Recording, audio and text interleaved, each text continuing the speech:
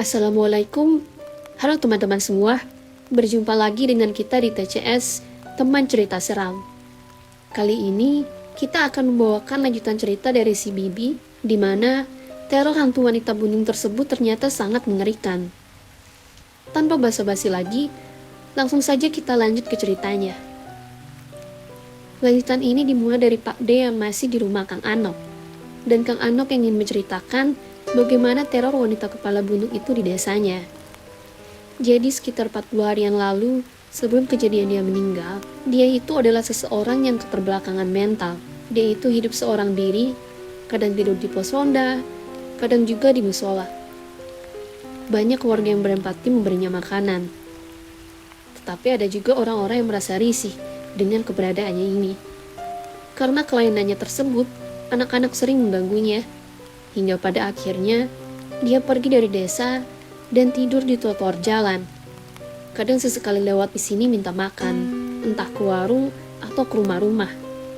Karena semenjak dia keluar dari desa, warga jadi nggak tahu nih keberadaan dirinya ketika mau dikasih makanan. Jadi ya mau nggak mau harus nunggu dia dulu yang datang dengan sendirinya. Dan sampai di akhir kalinya, dia datang ke rumahku. Dan si Tina lah yang memberinya makanan. Setelah itu entah apa yang terjadi, dia sudah jarang ke desa. Lebih banyak menghabiskan waktu di trotoar jalan raya. Mungkin karena oknum beberapa warga yang risih, jadinya dia takut. Dan lagi meminta di desa ini. Dan lebih mencari di pinggiran jalan dan tempat sampah yang biasanya banyak makanan yang bisa dipungut olehnya. Dan tidak berselang lama, terdengar rumor nih bahwa dia meninggal dunia tertabrak truk benteng Fuso dengan tubuh yang terbelah, serta kepala yang terpisah dari badannya. Menurut saksi warga, katanya tubuhnya itu terbilas, namun kepalanya mental ke trotoar. Dan kejadian informasi kematiannya pun simpang siur. Katanya ditabrak waktu nyebrang lah, ditabrak karena dia bunuh diri lah, dan beragam macam dugaan lah pokoknya. Tapi, dugaan yang paling kuat adalah karena oknum dari desa kami sendiri. Aku berani berbicara seperti itu karena ada saksi mata yang menyaksikan dia tewas naas seperti itu. Menurut seseorang yang melihat bahwa dia itu sebenarnya dibuat sengaja tertabrak truk.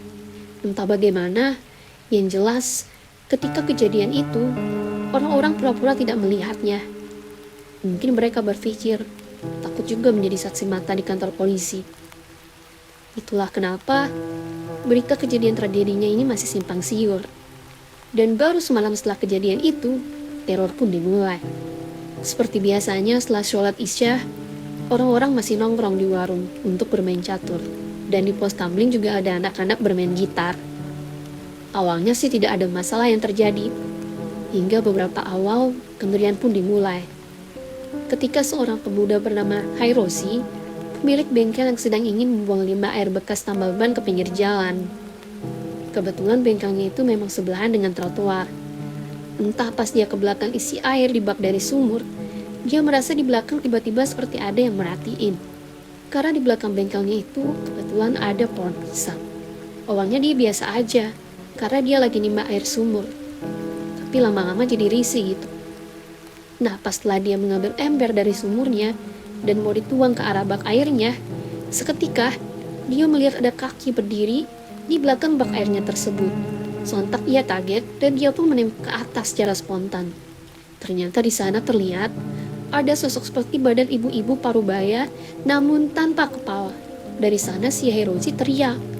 Hampir saja katanya dia mau masuk ke sumur karena saking kagetnya. Bengkelnya pun ditinggal terbuka begitu saja. Nah semenjak Hiroshi ditampakkan itulah kegiatan desa waktu malam hari tidak ramai. Hari demi hari berkurang hingga akhirnya benar-benar sepi. Pokoknya dalam 7 harian itu, pintu diketok, digedor, dan keliling. Sampai kepala desa mengadakan ngaji bersama. Agar teror kepala buntung itu hilang, dan warga juga biar bisa tenang. Tapi bukannya malah tenang, malah keadaan semakin menjadi-jadi. Awalnya itu malam hari. Namun lama-lama, masih maghrib, masih saja terjadi terornya. Yang paling ngeri itu ya, tetangga temanku waktu mau tutup warung. Jadi kebetulan nih, warung dari temanku itu letaknya di samping jalanan tempat si korban tertabrak. Pas temanku ini mau tutup warung, Dia ini mau siap-siap pulang habis maghrib dan nutup warungnya itu. Tapi pas mau ditutup, anaknya belum pulang, karena biasanya dia pun menunggu hingga maghrib. Di saat menunggu itulah, dia melihat dari arah trotoar seperti ada asap samar-samar.